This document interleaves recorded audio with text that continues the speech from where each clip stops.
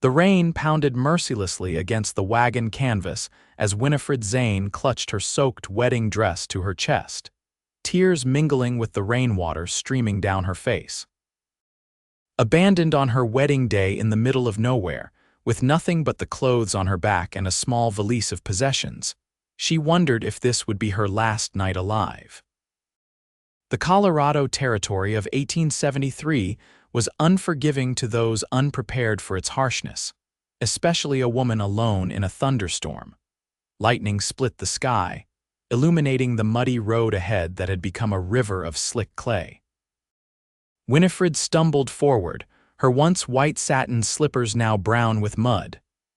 The man she had trusted, who had promised to make her his wife, had left her here when she confronted him about the other woman she'd discovered in his correspondence. Richard had simply pulled the wagon to a halt, thrown her belongings onto the ground and driven away, leaving her to the mercy of the elements. "I am not going to die here," she whispered through chattering teeth. "I will not give him the satisfaction." But as the wind intensified, whipping her honey blonde hair across her face, and the temperature continued to drop, Winifred began to doubt her own determination. She had traveled from Boston to marry a man she barely knew, answering an advertisement for a mail-order bride. Now she realized how foolish she had been, how desperate to escape the shame of her father's financial ruin. The silhouette of a large rock formation appeared through the curtain of rain. Winifred dragged herself toward it, hoping for some shelter from the relentless downpour.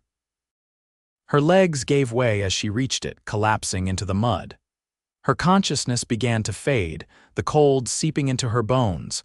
The thunder of hoofbeats penetrated her haze. Winifred forced her eyes open, blinking away the rain. A dark figure on horseback approached through the storm, and for a moment she feared it was Death himself coming to claim her. The rider dismounted in a fluid motion and crouched beside her. "Madam, can you hear me?" A deep voice cut through the howling wind. She tried to respond, but her lips were too numb to form words. Strong arms lifted her from the mud, cradling her against a solid chest. Through half-lidded eyes, she saw a stern jaw beneath the brim of a weather-beaten hat. "You're safe now," he said, placing her carefully on his horse before mounting behind her. One arm wrapped securely around her waist as he took the reins with his free hand. "You'll never face the storm again." As consciousness slipped away, Winifred felt an unexpected warmth spreading through her chest despite the cold. She didn't know if it was hope or simply the last flicker of life before darkness claimed her completely. When Winifred opened her eyes again, she was surrounded by warmth. A fire crackled nearby and she lay on a narrow bed, wrapped in several thick blankets. Her wedding dress was gone, replaced by a man's flannel shirt that swallowed her petite frame. Panic fluttered in her chest at the realization that someone had undressed her. "Don't worry, madam. It was Mrs. Calloway who changed your clothes." Winifred turned her head toward the voice. A man sat in a wooden chair near the fire, whittling a piece of wood. His features were strong, a straight nose, full lips beneath a neatly trimmed mustache, and eyes the color of a summer sky. His dark hair was slightly too long, curling at the collar of his shirt. "Where am I?" she managed, her voice raspy. "My ranch, Diamondback, about 10 miles from where I found you." He set aside his whittling and approached the bed, carrying a cup of steaming liquid. "Name's Hayes Daniels." "Most folks just call me Hayes." "Winifred Zane," she replied, attempting to sit up. A wave of dizziness forced her back against the pillow. "Careful now, Miss Zane, you've been through quite an ordeal." He held the cup to her lips. "It's just broth. Mrs. Calloway made it before she headed home." The warm liquid revived her somewhat. "Thank you for saving me, Mr. Daniels." "Hayes," he corrected. "And you can thank me by telling me what in tarnation you were doing out in that storm wearing a wedding dress." Shame burned her cheeks. "I was to be married today. My fiancé had second thoughts." Hayes's expression darkened. "And he left you out there to die. What's this snake's name?" "It doesn't matter," Winifred said quickly. "I should never have agreed to marry him. I barely knew him." "Mail-order bride." His question held no judgment, just understanding. She nodded, unable to meet his eyes. Well, Miss Zane, you'll stay here until you're well enough to decide what you want to do next. He stood and returned to his chair. The bedroom's yours, I'll bunk in the main room. I couldn't possibly. You can and you will, he said firmly. Now get some rest. We'll talk more in the morning. As Winifred drifted back to sleep, she wondered about the man who had saved her. There was a gentleness beneath his rugged exterior that intrigued her. For the first time since the storm began, she felt truly safe. Morning brought sunlight streaming through the small window beside the bed. Winifred sat up slowly, testing her strength. Her head no longer spun, though her body ached as if she'd been trampled by horses.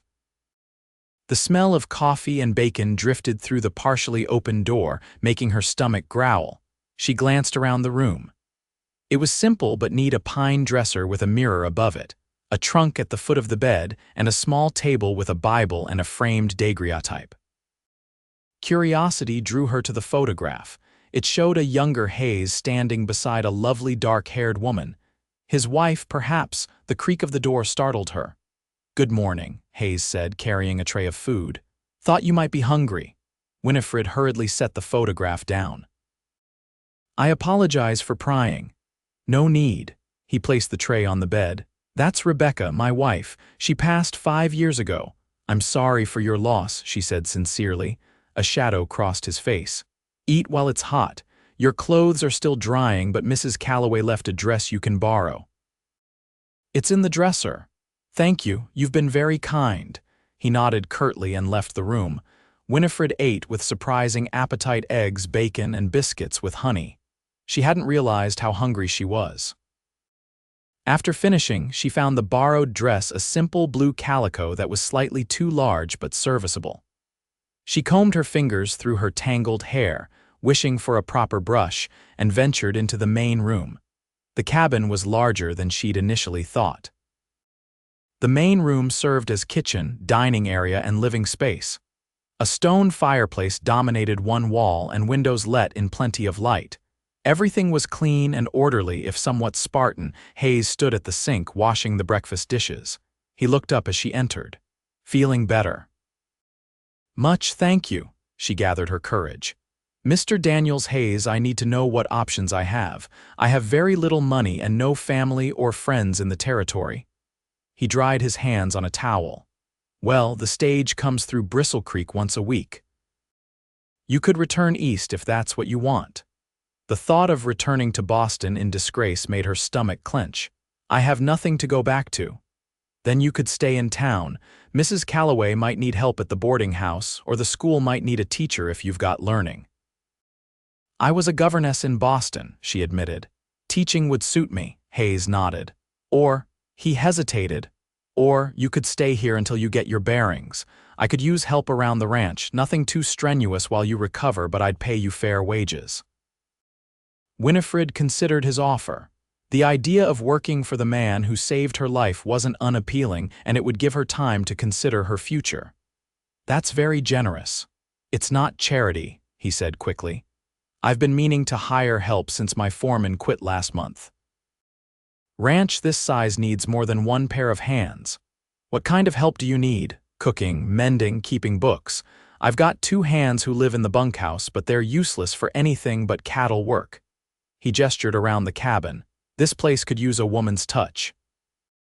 The proposition was improper by Boston standards, but this wasn't Boston, and she was in no position to be overly concerned with propriety. "I accept, Mr. Daniels, at least temporarily." "Good." He seemed relieved. "And it's just Hayes. Mr. Daniels was my father." Over the next 2 days, Winifred regained her strength and began to learn the rhythms of the ranch.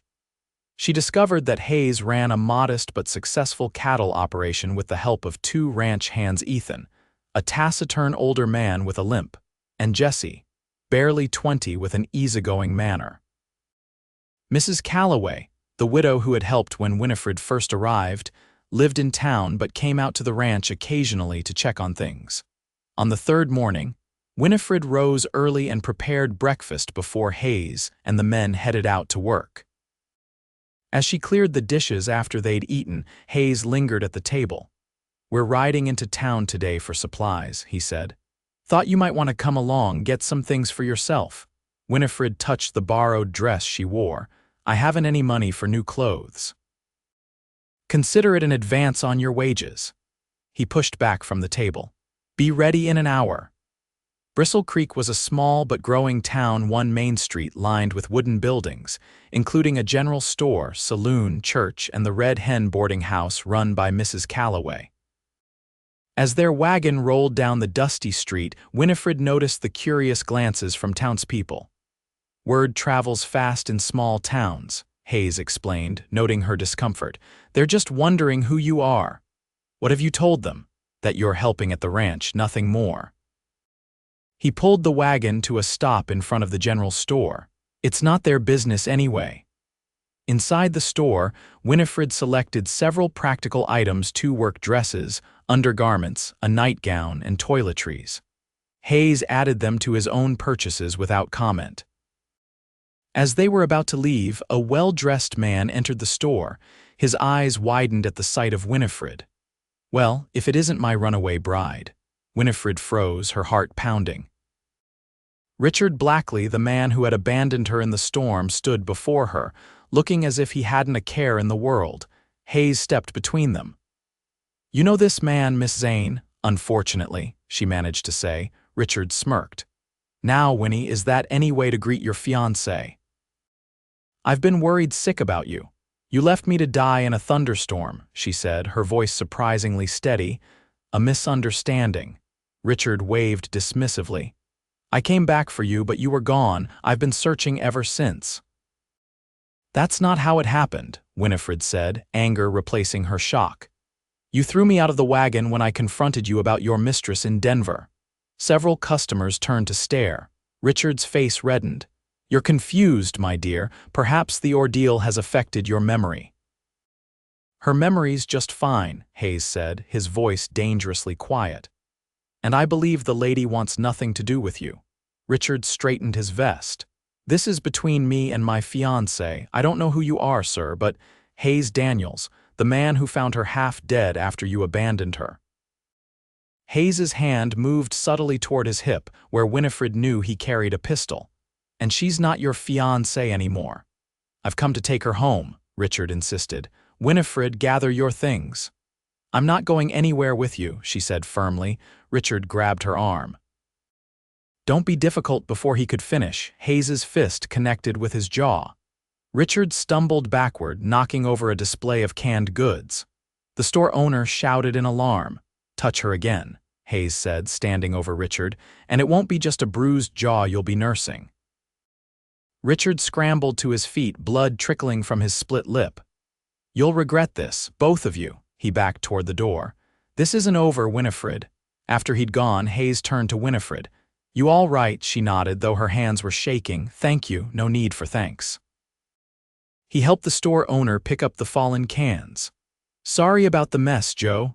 "No harm done," the older man replied. "That dandy had it coming, sounds like." On the ride back to the ranch, Winifred was quiet, lost in thought. Richard's appearance had shaken her more than she wanted to admit. Not because she had any lingering feelings for him, but because it reminded her of her vulnerability. "He won't bother you again," Hayes said, breaking the silence. "You don't know Richard. He's not used to being denied what he wants. Neither am I." Hayes's hands tightened on the reins. "You're safe at Diamondback, Winifred. I meant what I said when I found you. You'll never face the storm alone again." The simple promise, spoken with such conviction, brought unexpected tears to her eyes. "Why are you being so kind to me? You don't even know me." He was quiet for so long that she thought he wouldn't answer.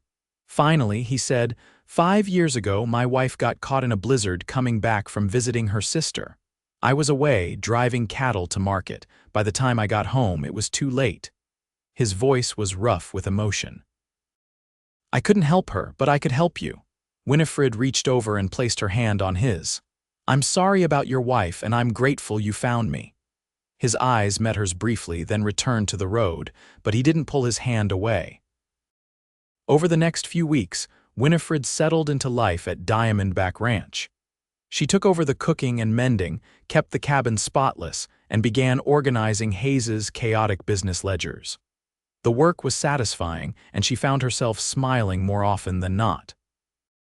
Hayes was gone much of the day, working with the cattle or making repairs around the property. But in the evenings, they would sit by the fire, sometimes talking, sometimes in comfortable silence.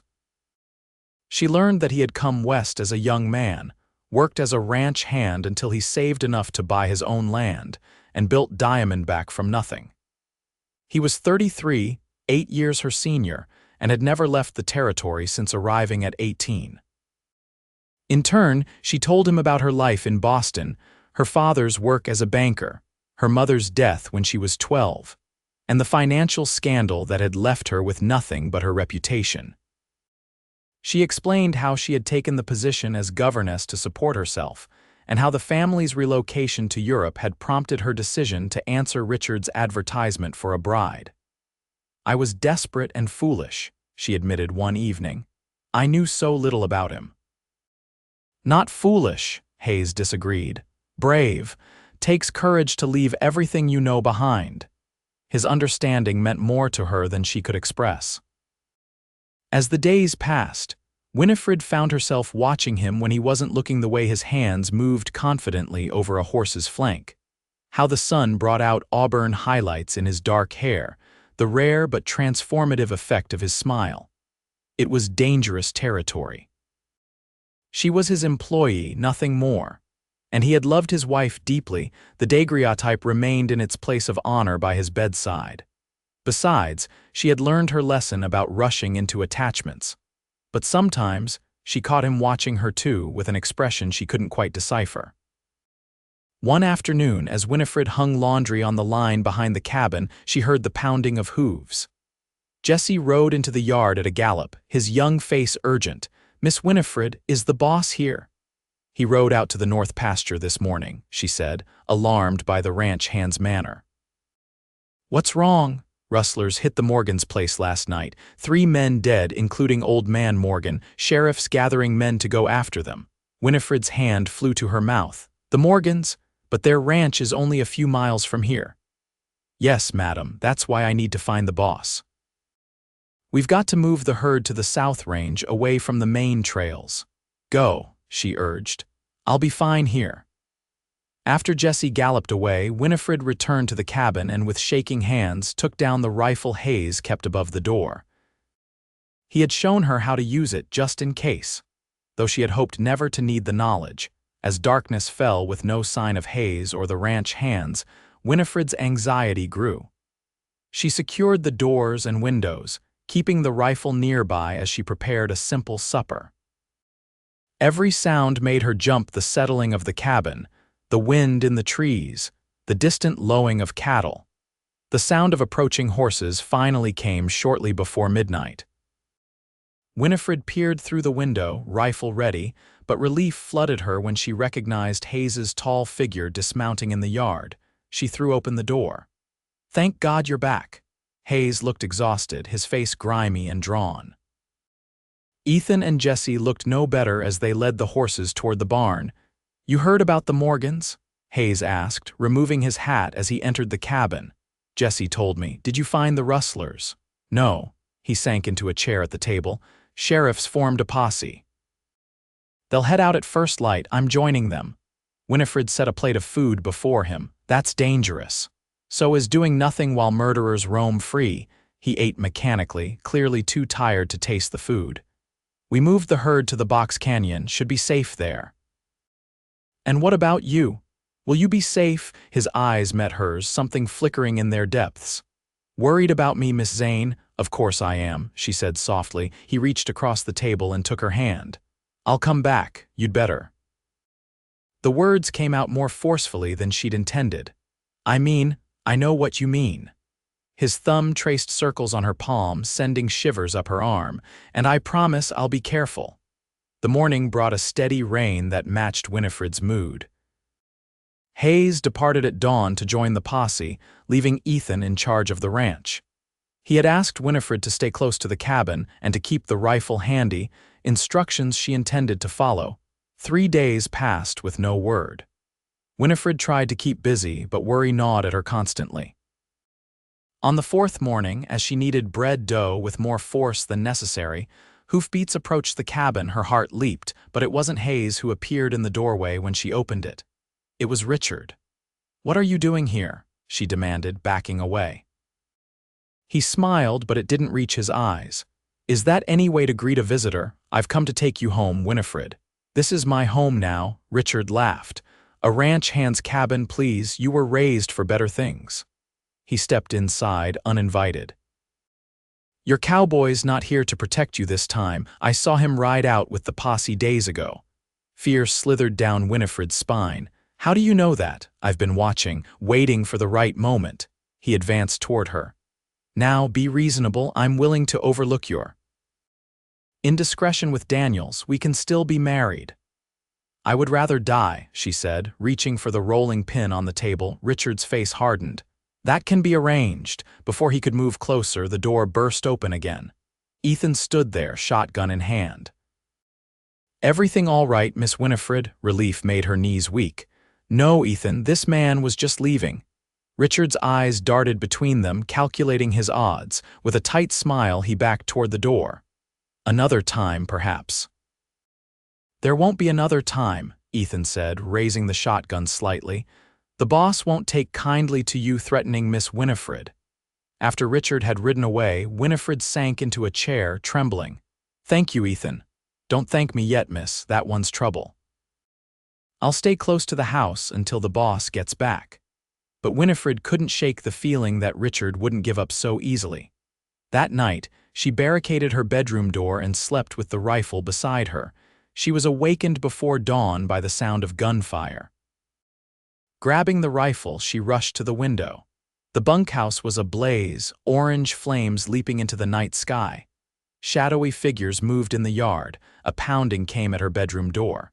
"Miss Winifred, it's Ethan. We've got to go." She threw open the door. The older ranch hand was bleeding from a cut on his forehead. "Rustlers?" he gasped. "Same ones that hit the Morgans, I reckon. Too many for us to fight off. Jesse got away on horseback, hopefully gone for help." Ethan grabbed her arm. "We need to run for the trees. Stay low." They slipped out the back door of the cabin and made for the tree line 50 yards away. They had almost reached it when a shot rang out.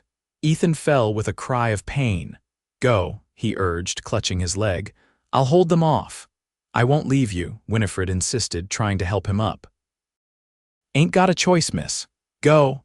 He pushed her away and turned, firing his pistol toward their pursuers. Tears blinding her, Winifred ran into the woods. The sound of gunfire continued behind her, then stopped abruptly. She didn't slow down, pushing deeper into the forest as branches tore at her nightgown and scratched her face and arms. When she finally stopped, gasping for breath, she realized she had no idea where she was. The woods were dark, the pre-dawn light barely penetrating the canopy. And she was barefoot, dressed only in her nightgown with nothing but the rifle she'd managed to keep hold of. A snapping twig made her whirl around, raising the weapon with shaking hands. "It's just me, Winifred." The familiar voice nearly made her collapse with relief. "Hayes." He emerged from the shadows, his face grim. "Jesse found us on the road back. Are you hurt?" "No, but Ethan, I know." His jaw tightened. "The rest of the posse is at the ranch. They've got 3 of the rustlers in custody already." Was Richard with them? Surprise flickered across his face. "Blackley? No, why would you think that?" She told him about Richard's visit the day before. Hayes cursed under his breath. "Could be coincidence," he said, though he didn't sound convinced. "Either way, it's not safe for you to go back to the ranch right now. I've got a line shack about 2 miles from here. We'll go there until things settle down." The line shack was little more than a 1-room cabin with a small porch, used during roundup when the ranch hands needed shelter far from the main house. It contained a narrow bed, a pot-bellied stove, and minimal supplies. "It's not much," Hayes apologized, lighting a lamp. "It's perfect," Winifred said, sinking onto a rough wooden chair. Now that the immediate danger had passed, exhaustion crashed over her. Her feet were cut and bruised from her run through the woods, and her nightgown was torn in several places. Hayes noticed her condition. "Let me tend to those feet." He filled a basin with water from a barrel outside and knelt before her, gently cleaning the cuts. His touch was careful, almost reverent. When he looked up, his eyes held a warmth that made her breath catch. "I thought I might lose you," he said quietly. "I was so afraid you wouldn't come back." He reached up to brush a strand of hair from her face, his fingers lingering against her cheek. "I'll always come back to you, Winifred."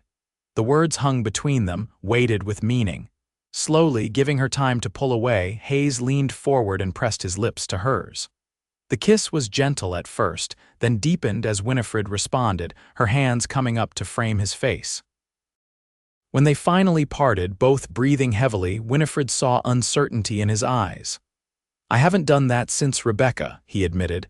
"Wasn't sure I ever would again. And now," she whispered. "Now I can't imagine not kissing you." He stood, pulling her to her feet and into his arms. "I've been falling in love with you since the moment I found you in that storm." Joy spread through her chest. "I love you too, Hayes. I think I have for weeks." He kissed her again with more urgency this time. "Marry me," he said against her lips. "Stay at Diamondback, not as my employee, but as my wife." "Yes," she answered without hesitation. "Yes." They spent the night in the line shack, talking, planning, trading soft kisses and tender touches. By morning, when a ranch hand arrived to tell them it was safe to return, Winifred knew with certainty that she had found where she belonged. The ride back to the ranch revealed the extent of the damage. The bunkhouse was a charred shell, and the corral fence had been partially destroyed. But the main house stood untouched, and most of the cattle were safe in the Box Canyon. Sheriff Taylor met them in the yard. "Got 4 of them in custody," he reported. 2 dead. They confessed to hitting the Morgan place too. "And Ethan?" Winifred asked fearfully. "Took a bullet in the leg and another in the shoulder, but Doc Cooper says he'll make it. Jesse is with him now." Relief washed over her. "Thank God." "There's something else," the sheriff continued, his expression troubled. "That fella Blackley, the one who was asking about you in town, Miss Zane, he was seen talking to the rustlers' leader the day before the raid. Can't prove he was involved, but it's mighty suspicious. Richard was behind this." Winifred felt ill at the thought. "Can't say for certain," Sheriff Taylor replied, "but I'll be having a talk with him when I find him. He cleared out of the hotel this morning, though." Hayes's arm tightened around her waist. "If he shows his face around here again, he'll answer to me." After the sheriff left, Hayes surveyed the damage with a sigh. "It'll take weeks to rebuild everything." "We'll manage," Winifred said, slipping her hand into his. "Together," he smiled down at her, his eyes crinkling at the corners. "Together, I like the sound of that." 2 weeks later, Winifred stood in Mrs. Calloway's parlor, wearing a simple cream-colored dress. The widow fussed with Winifred's hair, arranging white flowers among the golden strands. "You make a beautiful bride," Mrs. Calloway declared. "And right on time, too." "The whole town's waiting at the church." Winifred smiled nervously. "I never thought I'd have a proper wedding. Every woman deserves one, dear, and Hayes Daniels is a good man worth waiting for." Outside, a wagon pulled up. Ethan, still using crutches but recovering well, had come to escort her to the church. "Ready, Miss Winifred. Can't keep the boss waiting on his wedding day." The small church was filled to capacity when Winifred walked down the aisle. Friends, neighbors, and townspeople had turned out to witness the union of the rancher and the woman he'd rescued from the storm. But Winifred saw only Hayes, standing tall and handsome at the altar, his eyes shining with love as she approached. The ceremony was brief but meaningful. When the pastor pronounced them husband and wife, Hayes gathered her into his arms for a kiss that prompted cheers from the congregation. Winifred felt her heart might burst with happiness. The celebration continued at the newly rebuilt bunkhouse, with food, music, and dancing lasting well into the night. As the party wound down, Hayes led his bride toward their home now, truly. "Happy, Mrs. Daniels?" he asked, lifting her into his arms to carry her over the threshold. Happier than I ever dreamed possible, she replied, touching his cheek tenderly. Inside, he set her down gently but kept his arms around her. When I found you in that storm, I thought I was saving you, he said softly. But the truth is, you saved me. I was just existing before you came along. Now I'm living again. We saved each other, Winifred corrected, standing on tiptoe to kiss him. And we'll keep doing that every day for the rest of our lives. As summer turned to fall and fall to winter, Diamondback Ranch flourished under the care of its master and mistress. Winifred brought warmth and life back to the home that had stood empty of joy for too long. Hayes found himself smiling more, laughing often, his heart healing in ways he had thought impossible. They never did see Richard Blackley again. Word reached them eventually that he had been arrested in Denver for fraud and other unsavory dealings. Justice, it seemed, had found him after all. On a snowy evening in December, as they sat before the fire in their cozy cabin, Winifred took Hayes's hand and placed it on her still flat stomach. "I have a Christmas gift for you," she said, her eyes bright with joy. "It won't arrive until summer, though." Understanding dawned on his face, followed by wonder and delight. "A baby, we're having a baby," she nodded, laughing as he lifted her from her chair and spun her around. "Careful. There's precious cargo aboard now." He set her down and knelt before her, pressing his lips to her midsection. "Hello in there," he whispered. "Your mama and papa can't wait to meet you." Winifred ran her fingers through his hair, her heart full to bursting. "I never imagined I could be this happy." "Nor I," Hayes agreed, rising to take her in his arms. "But this is just the beginning, my love. The best is yet to come." Outside, snow began to fall, blanketing the ranch in pristine white. But inside the cabin on Diamondback Ranch, all was warmth and light and love, a beacon in the wilderness, a shelter from all storms. 5 years later, Winifred stood on the porch of the expanded ranch house, watching her husband teach their 4-year-old son to ride his pony in the corral. Little Henry had his father's eyes and his mother's determined spirit, a combination that kept them both on their toes. 2-year-old Rebecca toddled around the garden nearby, her dark curls bouncing as she chased butterflies. She was the image of her namesake, according to Hayes, though Winifred saw just as much of her husband in their daughter's smile. The sound of approaching riders drew her attention. Jesse, now the ranch foreman, was returning with the new hands they'd hired for the season. Diamondback had grown considerably in the past few years, with more cattle, more land, and a reputation for being one of the best-run ranches in the territory. As Hayes lifted Henry from the pony and set him on his shoulders, Winifred felt the familiar flutter of the new life growing within her. Their third child, due in the fall, would complete their family, or so they said now, though both knew they might change their minds later. Hayes caught her watching and smiled, that special smile he reserved just for her. It still made her heart skip a beat, even after all this time. He said something to Henry, then set the boy down and walked toward her.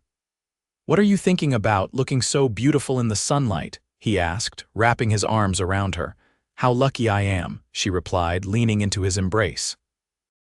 "How one terrible storm brought me the greatest happiness I could ever imagine," he kissed her temple. "That day I found you, I made you a promise. Remember, you'll never face the storm again," she quoted softly. "And you haven't had to," he said, "nor have I. Because we weather them together now." As their children played and the ranch bustled with activity around them, Winifred and Hayes stood together on the porch of the home they had built, not just the physical structure, but the life they had created through love, perseverance, and the courage to trust again after loss. The storm that had once threatened to take Winifred's life had instead given her everything she had ever wanted but never dared to hope for: a loving husband, beautiful children, a purpose, and a place to belong. What had begun as the worst day of her life had led her to the best years she could imagine. And as Hayes bent to kiss her, his love as strong and steady as the day he'd first confessed it, Winifred knew with absolute certainty that their story, the tale of a bride abandoned in a storm, and the cowboy who promised, she'd never face the storm alone again, was far from over. It would continue through their children and their children's children, a legacy of love that had begun in the most unlikely of circumstances. In the vast, untamed wilderness of the Colorado Territory, they had found each other. And in finding each other, they had found home.